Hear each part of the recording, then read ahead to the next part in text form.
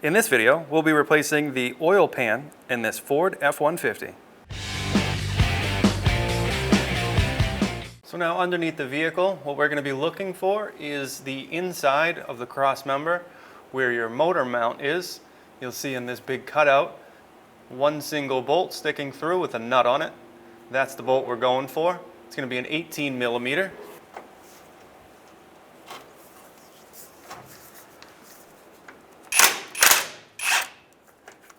Now we don't necessarily need to take this bolt all the way off, but we do need to back it as far out as we can to allow movement on this bolt or your motor mount up and down. Once you have this nut backed all the way out, again, you can remove it if you decide to. We're not going to remove it so we don't lose it. You want to do the same thing in the same cutout on the other side to allow for movement on the motor. Now underneath the vehicle, we are at our oil pan. We have our drain plug, which is an 11/16. Before we crack this open, we want to make sure we have some kind of pan down to collect the old oil in. Also, make sure you have some kind of spill protection, just in case it doesn't quite all make it. So we're just going to open this up, let it drain right in. So we'll put our plug back in. Because it's empty, we can just get it finger tight and move on. So now before we start to hook up our engine to lift it up, what we're going to do to gain more clearance here from our fan, from hitting the fan shroud, is we're going to remove the fan shroud itself. So we're going to start by removing this overflow line. Runs right through our shroud. So we're going to remove our overflow hose from our radiator up here. To gain access to the hose clamp, I'm just going to remove the cap. Now I can just see that clamp a little easier.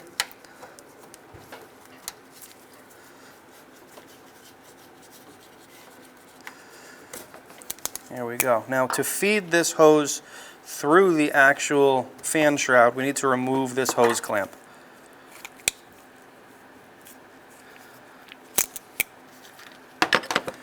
Okay, now we'll follow this hose down to the point where it goes right through the shroud, and we'll just pull it back through. And we'll leave this up top. Now we'll just put our radiator cap back on. And now on this side, right next to our radiator cap, we have two bolts holding in our shroud. These bolts do not look factory or original. So for us, these bolts are going to be 12 mil. We'll remove these.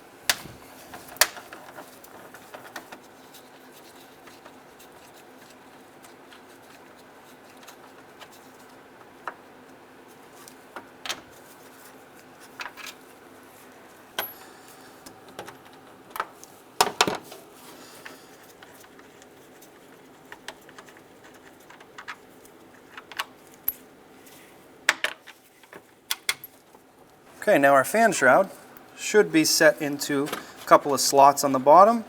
So we should be able to lift our fan shroud up and out, just taking note of working around your fan blades. But for this actual application, we don't need to remove this. If we leave this right where it is, it will come up with the motor, not causing any damage.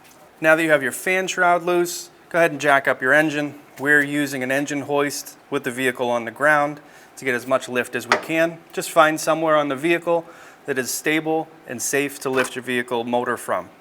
There's going to be a whole bunch of bolts running across both sides. There's going to be a little metal bracket here that's held in by the bolts as well. And some of the bolts are going to be difficult to get to because of the cross member here. So we have a swivel and a 1/2 inch socket. We'll start in the back, work our way forward and around.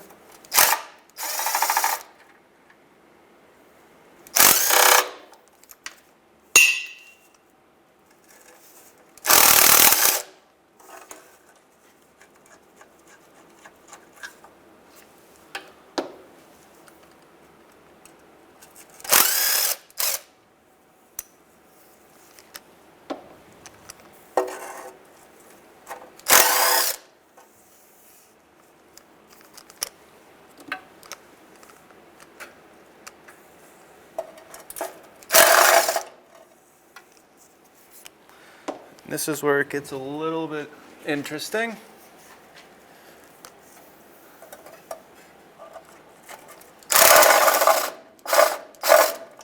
So now once you get to your motor mount area, we've switched around to the front. It gives us a little better access to get the rest of the bolts.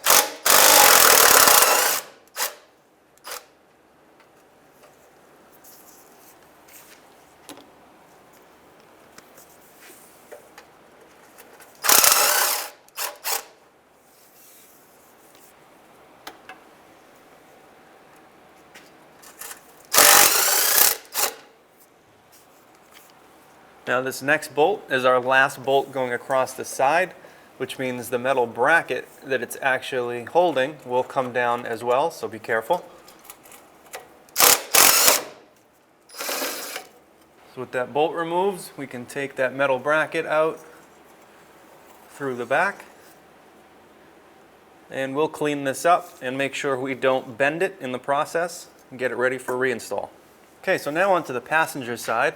You can probably see we're missing one bolt here beside the starter. So we'll just keep moving along and remove these bolts.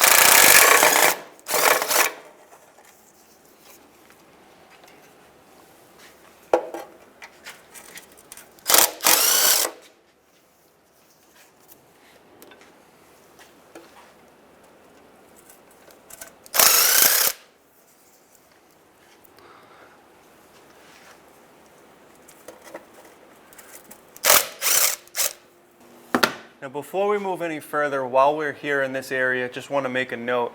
This metal bar here will come down like the driver's side. If you have not disconnected your battery, be very careful of where you move this metal bar when removing it. Your starter connections are right on top, very close to that bar. Just take note of that.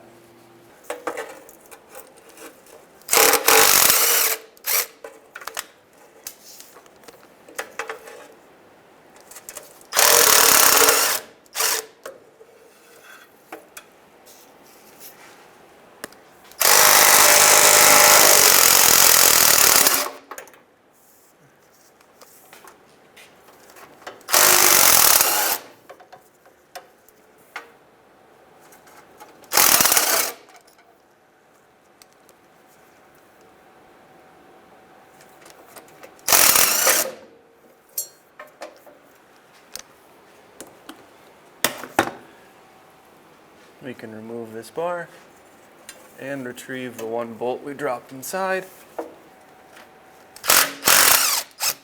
So these are the final 3 bolts holding in your oil pan. So most of the weight on your pan is in the rear, so just be prepared for it to drop down.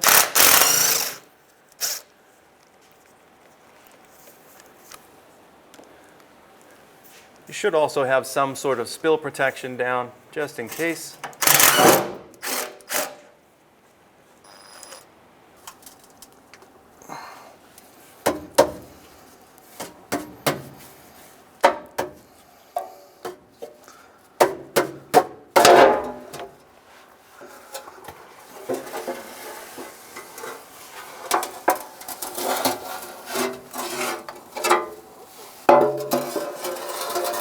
So now that you've got your oil pan out, go ahead and remove your old gasket.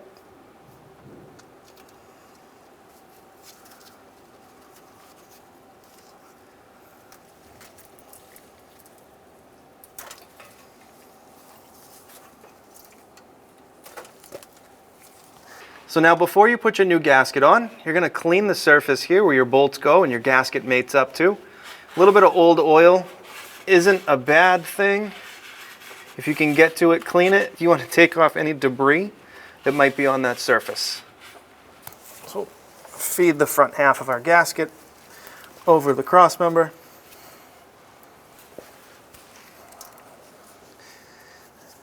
We'll put in our gasket helpers.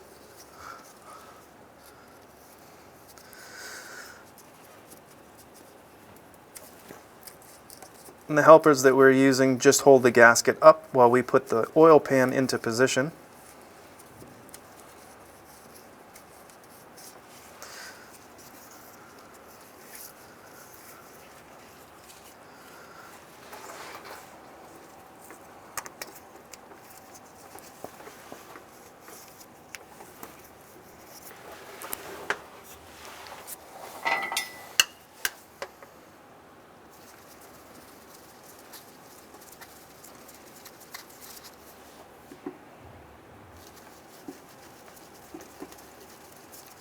All right, so now that our gasket's up, we can raise our oil pan into position.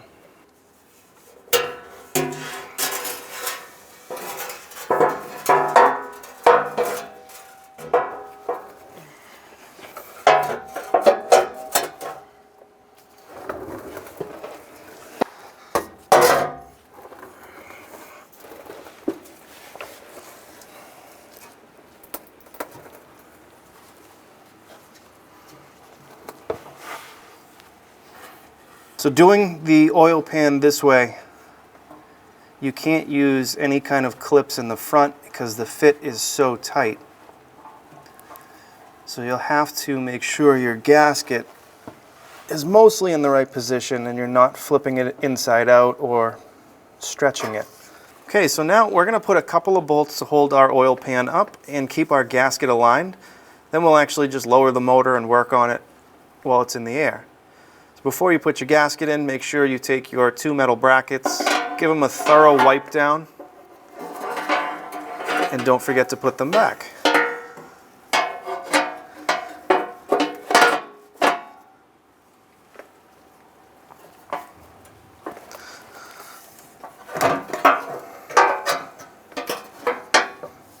Alright, so we're not doing every bolt, just enough to hold everything in place, sandwich it together.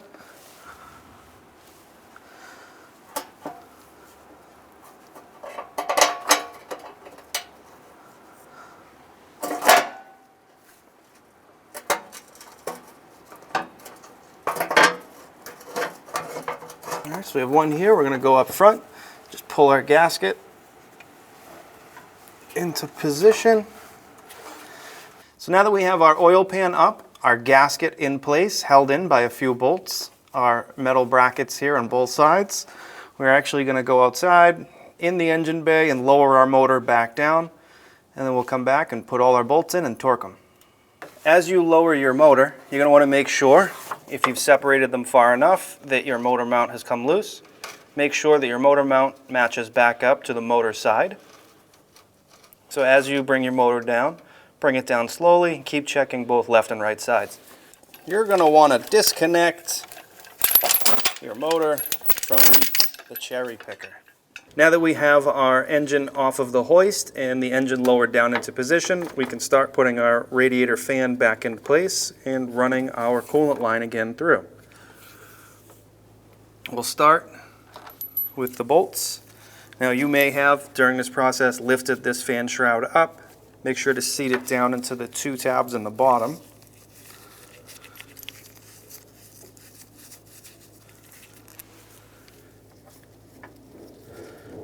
And again, these are not factory nuts and bolts here, so yours might be slightly different. Go ahead and reinstall those.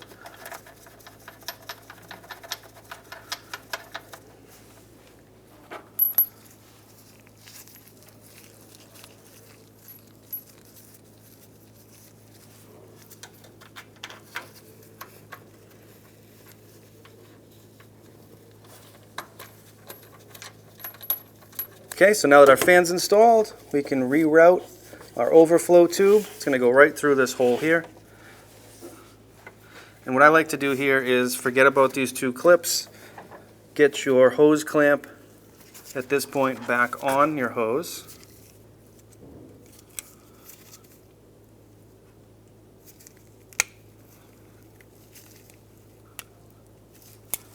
We're going to attach our overflow hose to the radiator here. Then we're going to undo the cap so we can have easier access to the hose clamp. We're going to slip that hose clamp back into place.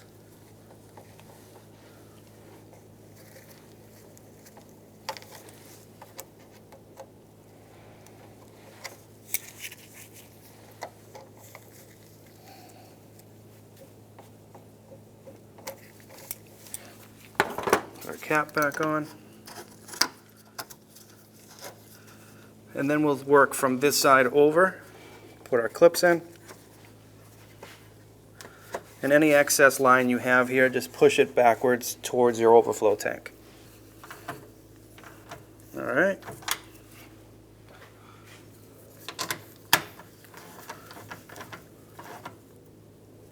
All right. All right, go ahead and put in the rest of your bolts. we're just going to snug them up. We'll come back and torque them all down together. We're going to torque down our oil pan bolts to 17 foot-pounds.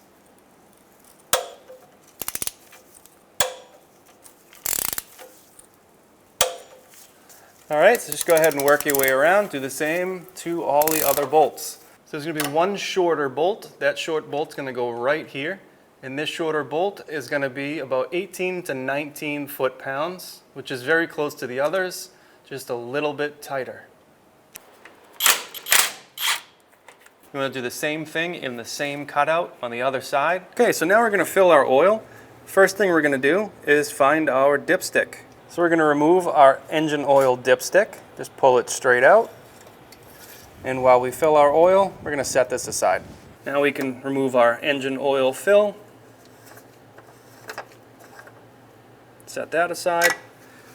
Put in our funnel. And this vehicle is going to take 6 quarts, 5W20.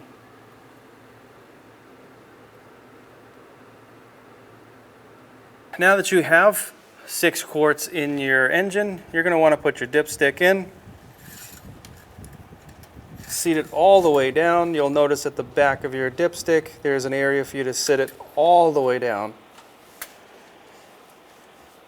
Go ahead and pull that back out. We're going to check the oil level. So typically I never believe the first read, so I'll wipe that off without paying any attention to it. Go right back in again.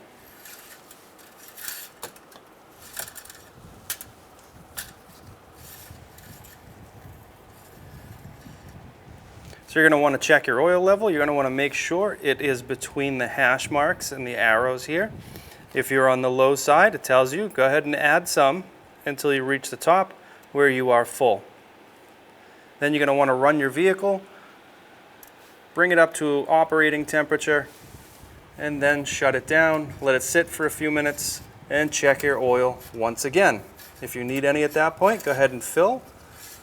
If not, you're all set there. We can go ahead and remove our funnel and put our oil cap back on.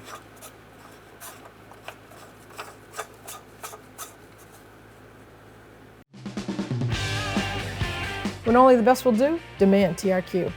The only company that lets you view before you do. TRQ is committed to offering the highest quality aftermarket auto parts that are engineered for peace of mind. Thanks for using and viewing with TRQ.